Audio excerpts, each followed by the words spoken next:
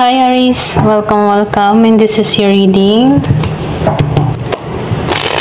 Be open-minded po, hindi po halos lahat makaresonate.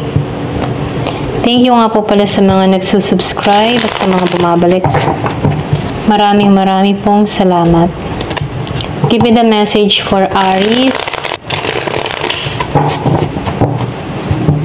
Give me the message. Ano yung milagrong parating para kay Aries?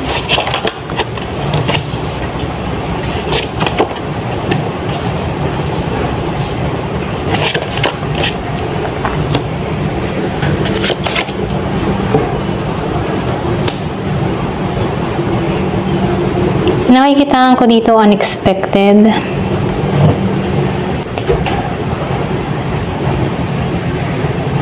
Meron ditong gustong mag-offer sa'yo. Meron ditong tao na malaki yung interest sa'yo. Merong nakakapuna, nakakapansin, or nabighani sa'yo. Nakikitaan ko dito yung Scorpio, Cancer, and Pisces na nagkakaroon ng interest sa'yo.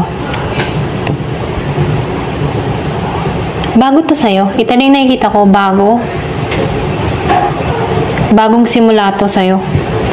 Yung iba sa inyo, matagal ka ng single, matagal ka ng walang nagpapatibok sa puso mo.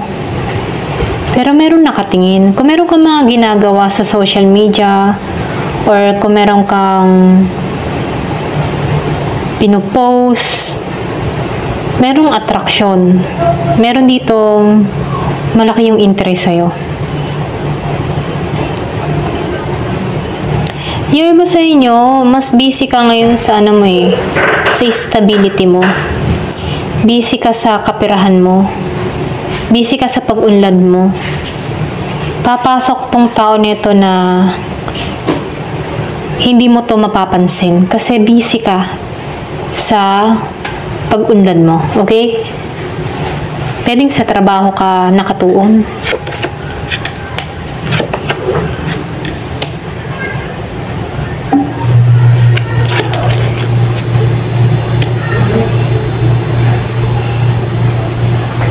So, nakikitaan ko dito, no? Tinamaan to sa'yo. Yung iba sa inyo, nababaliwala mo to. Or pwede rin sabihin na, yung nga sinabi ko kanina, hindi mo to napapansin. Yung iba, nakikitaan ko dito kung ilalagay mo yung sarili mo sa isang tao, gusto mo yung seguridad, okay? Gusto mo secure ka, gusto mo yung stable na to pagdating sa financial. Kumaga na-feel ko sa'yo, ayaw mo nang lalagay ka sa isang relasyon na hindi mo alam kung ano yung kalalagyan mo. Masyado kang gusto mo secure ang lahat. At maganda yan, ano, kasi pinag-iisipan mo kung sino yung pagkakatiwalaan mo. So, nakikitaan ko rin dito, yung iba sa inyo meron dito nagkaka-interest sa'yo na may edad na. Actually, dalawang tao to. Yung isa mapagmahal, yung isa stable sa financial, okay?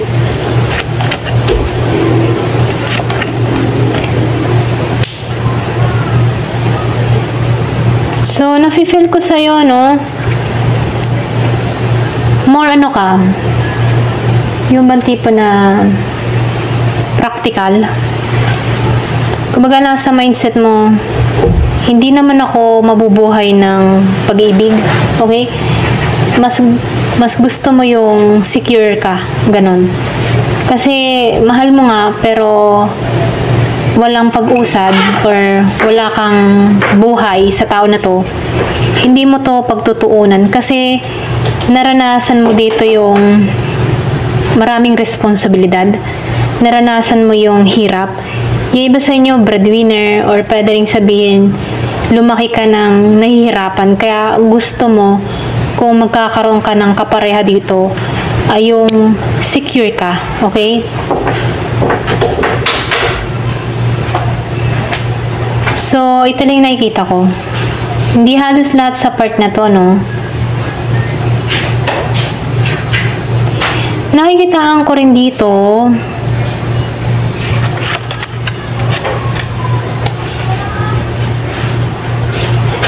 meron ka ditong mahal na tao, kaya lang iba, meron kang mahal na tao. Kaya lang 50-50 ka dito kasi yung sinabi ko kanina, kung pipili ka ng isang tao, yung secure ka, dito sa taong mahal mo dito, or may interest ka dito, hindi ka nito, yung tipong, hindi ka nito na makayang buhayin. Pwedeng walang trabaho, pwedeng gandang lalaki o gandang babae lang ang meron tong tao nito, pero nakikitaan ko dito na hindi ka secure, okay? Ibang tipo na hindi nito matutustusan yung pangangailangan mo. Nakikitaan ko dito practical ka eh. Kumbaga ang katwiran mo, kaya naman matutunan ang pagmamahal kung kaya kang buhayin dito. Yung iba, hindi halos lahat. Napaka-practical. Okay? Pero hindi ka manggagamit dito. Practical ka lang.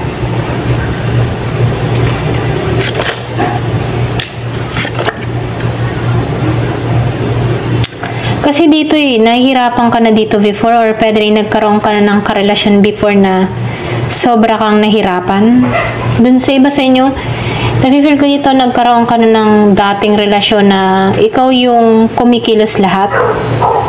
Kaya nakikitaan ko dito na meron kang kinat na tao, meron kang tinanggalan, nagkaroon ka ng talino sa pagdedesisyon mo dito.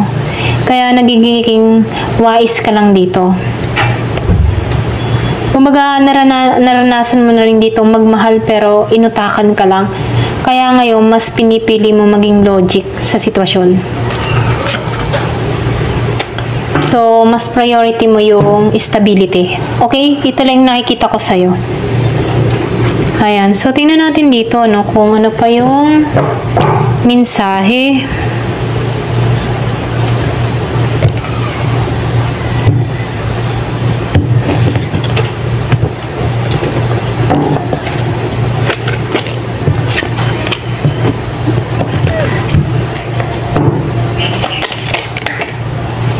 Merong mangyayari ngayong August. Meron kang tao dito, yung iba sa inyo, meron kang nakadiling dito na matigas ang ulo dun sa iba. Pwede pinanganak to ng August. Ayaw magbago. So, meron ditong good luck, swerte. Merong happiness na parating sa iba.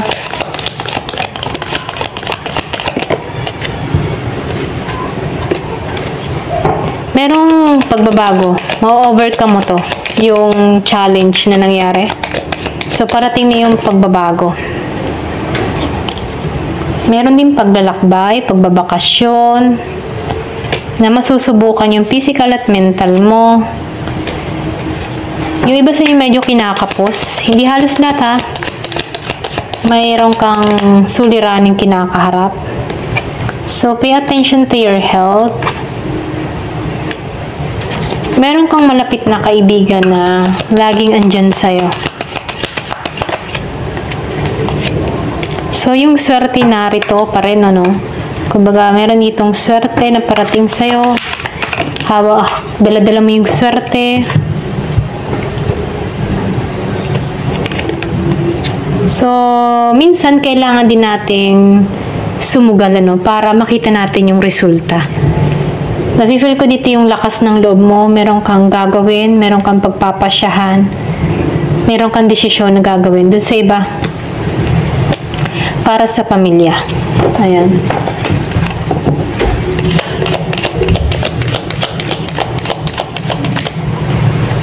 So, merong mangyayari April. Pwede rin sabihin meron ditong kaganapan or merong masayang mangyayari ngayong Abril. So, meron ditong malalim na pakikipagkaibigan or pwedeng same sex, meron ditong malalim na pakikipagkaibigan. Kumbaga, concern tong tao na to sa'yo. So, meron kang wish na matutupad. Kung ano man yung hinihiling mo, matutupad to October. So, pwedeng makamit mo to ngayong October na to, sa taon na to.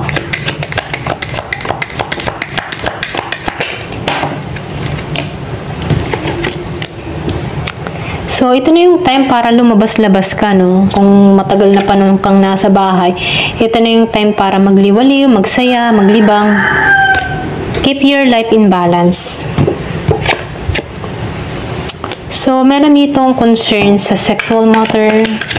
Meron kang kadiling or pwede rin sabihin na meron ditong mapaghanap. Yun.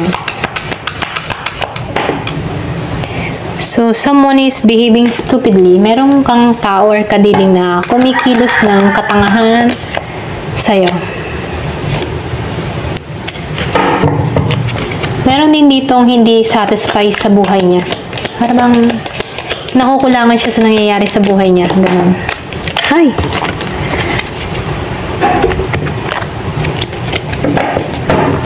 So, control your anger. Lalo-lalo na dito sa tao na to. Yung iba sa inyo, meron kang kadiling dito na lalaki na pwedeng long hair or pwedeng sabihin na pare dark, may team, okay? Kumbaga, habaan mong pasensya sa tao na to. Pwedeng yung iba sa inyo, hindi ka satisfied sa buhay mo dahil sa tao na to, okay? Parang nakakaramdam ka ng may kulang sa buhay mo. So, meron ditong paglalakbay dun sa iba, pwedeng travel, or nagbabalak ka mag-travel. Ayan, ito lang yung mensahe. Thank you for watching. Love and peace.